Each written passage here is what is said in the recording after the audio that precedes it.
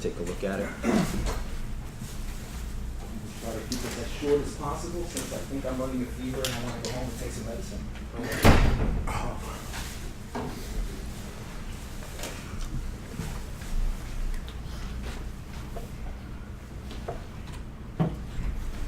Well, the teaching portfolio is facts about your strengths and accomplishments as a teacher.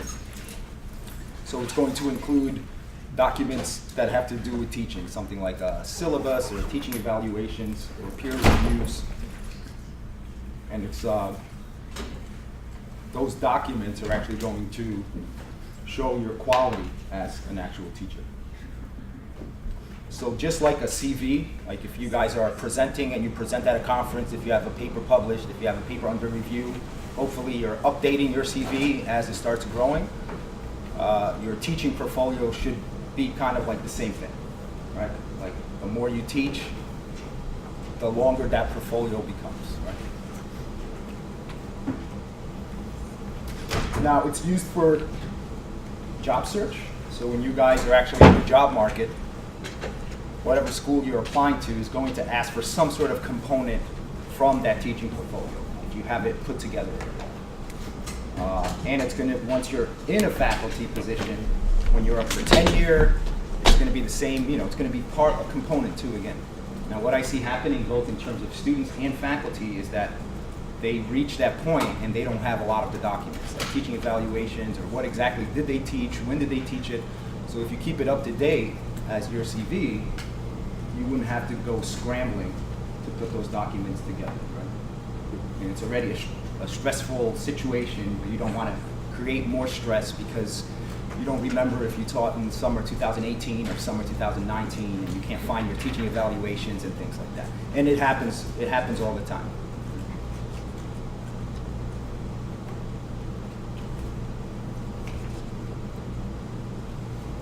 So it should start with a narrative, right? So it should start with like your teaching philosophy. You have to like why and how you teach.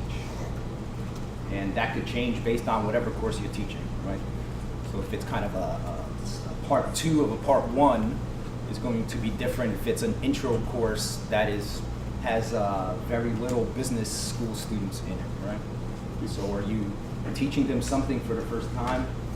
Or are you relaying some knowledge based on knowledge that they should already have from past courses? You should also have a narrative of your teaching experience. So before you started teaching, how did you prepare to teach? Right? Like this teacher training seminar is something that should be on your teaching. So were you a TA for a faculty member? Were you a guest lecturer for a course? Things of that nature. And then examples of your teaching materials.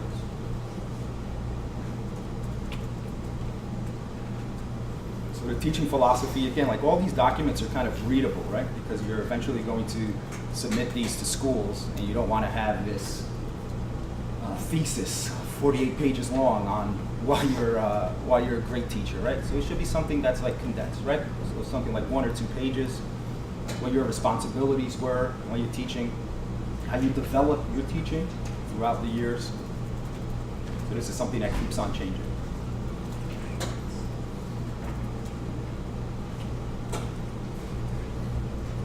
How you approach certain techniques and strategies, and again, that's going to change based on the course that you're teaching. Who can benefit from the course that you're teaching? Why is it important? And the different theories that you adapted or applied to the courses that you actually taught.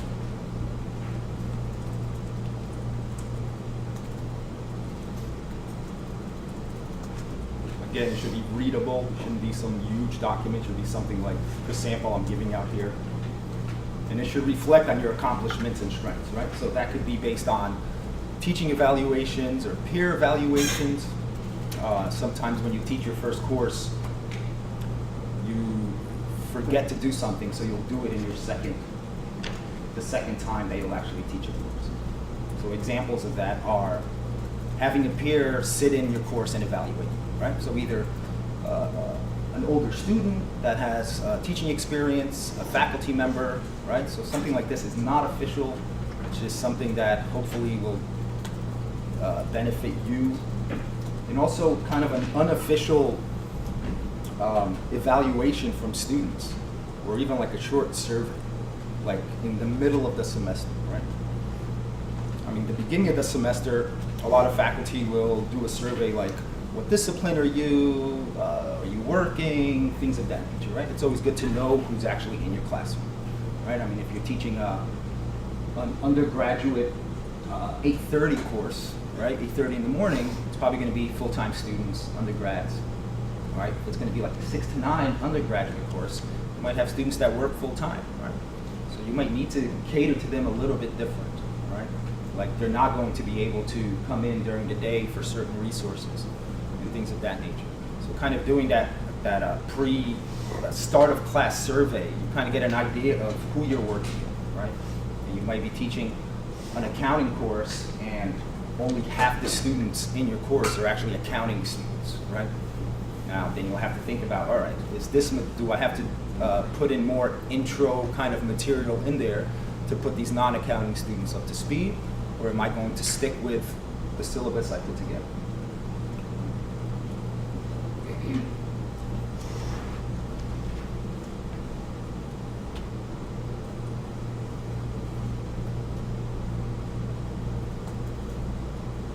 And you should put examples on what you did to try to improve these teaching skills.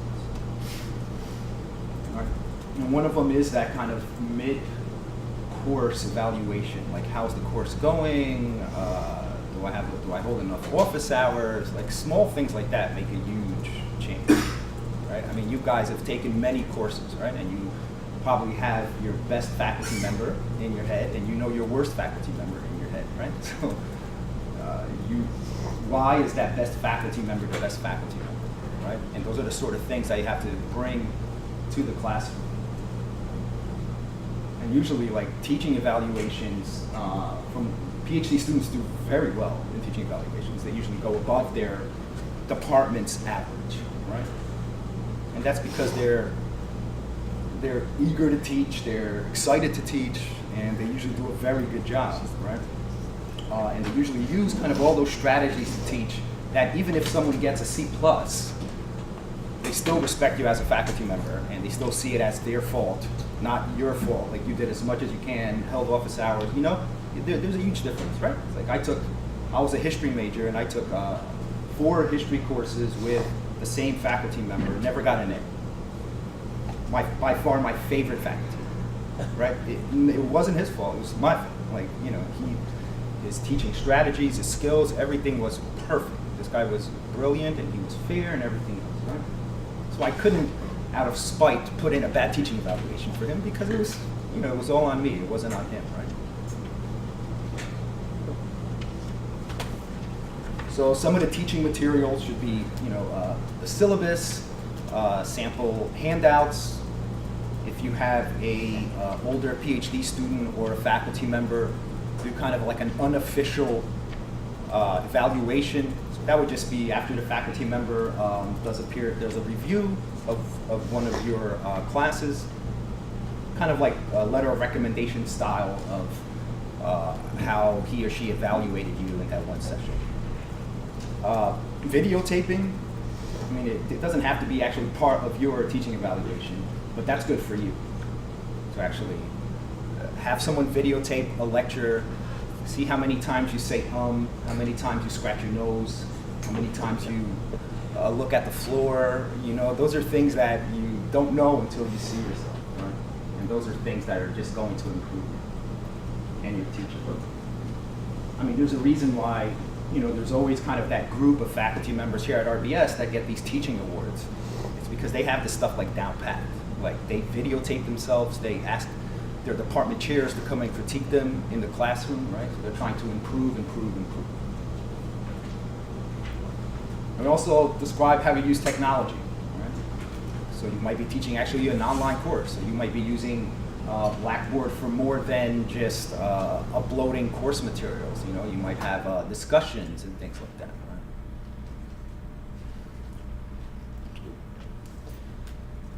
So the table of contents, you know, your responsibilities, your teaching philosophy, your evaluations, and then the actual materials.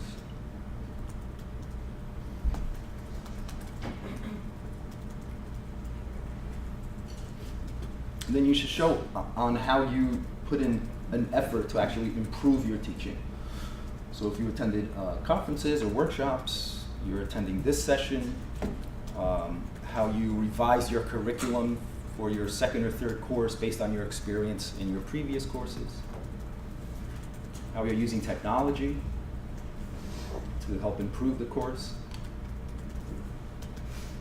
I mean, all these things are kind of topics that when schools are looking at your teaching portfolio, they're going to be, oh yeah, because everyone is going more online. We're having some kind of hybrid courses, half online, half in person. So having someone that has that experience with technology is big. Beyond the normal, here's my syllabus, and that's it.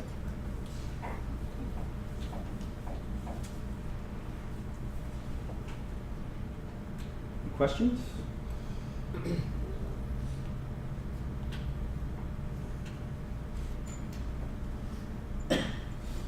So right now, again, you should keep a log of what are the faculty members that you consider great faculty doing in the classroom, right? You're a participant right now, right? Taking courses.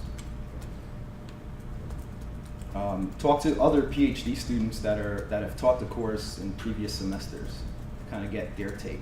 So you don't have to start fresh in terms of putting together a syllabus, or how to actually structure the syllabus based on if you're teaching a 10 o'clock Monday course and someone last semester taught a 10 o'clock Monday course, you're probably going to get the same demographic of students, right?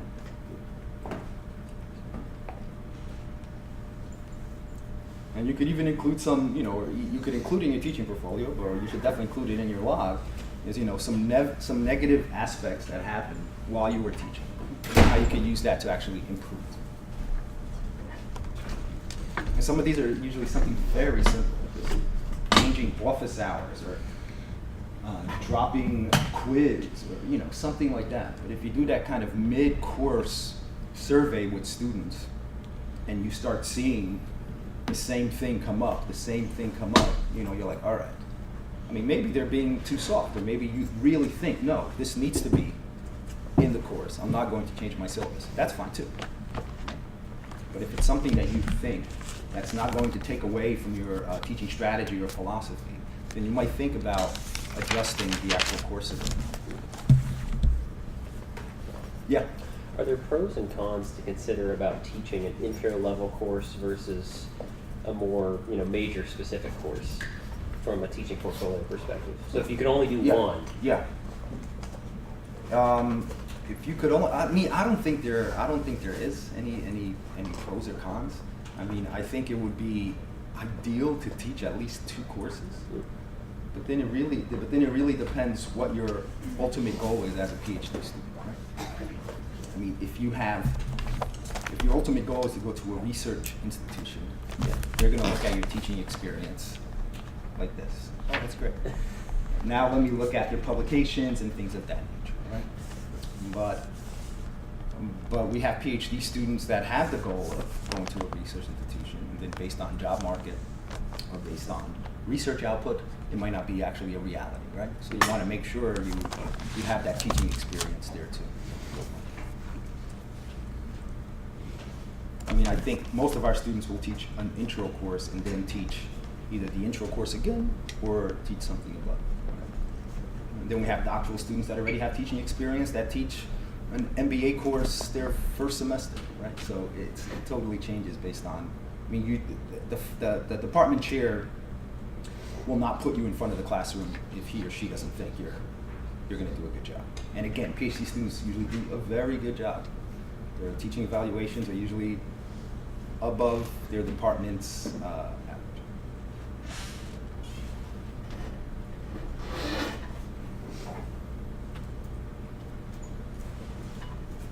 So certain places and certain workshops, I don't know if you guys know Alex Sinella. He's an accounting faculty member here at the business school. He's on the 9th floor.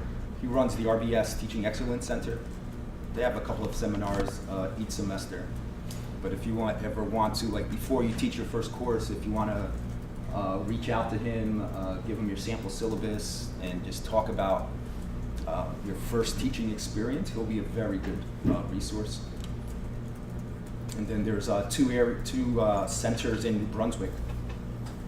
There's the TA Project and the Center for Teaching Advancement and Assessment Research in New Brunswick, and they have tons of resources online.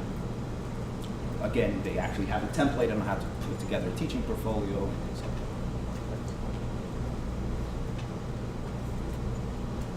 that. Joseph is not here anymore, but if you are going to be heavy IT oriented in your course, then you should probably reach out to someone in our computing services department, just so you don't have to do everything by yourself. I mean, there's probably a nice template that's already there that you just have to plug in your information so you don't keep on hitting your head in the wall over and over just because of this.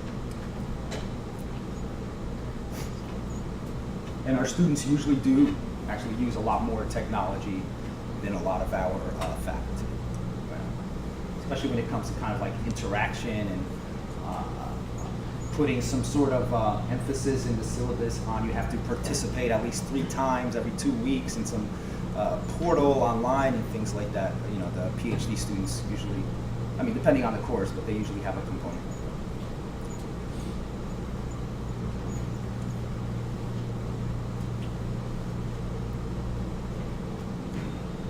Questions? I'm so happy to be here. So, I mean, the only thing I want to let you guys know is like start it now, right? Just save a Word document, teaching portfolio, and put that you've attended the spring 2019 teacher training seminar. Boom, you started it, right? And then just keep on adding on to that, just like the CV. I don't want you to be, going to conferences and having submitting papers and being on the job market and driving yourself crazy because you can't find a document or your teaching evaluations or things like that. You know, like you should just have that ready. You should just keep that updated, and when you go on the job market, it's just re-reviewing it and be like, okay, this school is not requiring all of my teaching portfolio, but you could just take out exactly what they need. And it happens all the time. And then you're just kind of scrambling around trying to find teaching evaluations from 3 years ago or 2 years ago.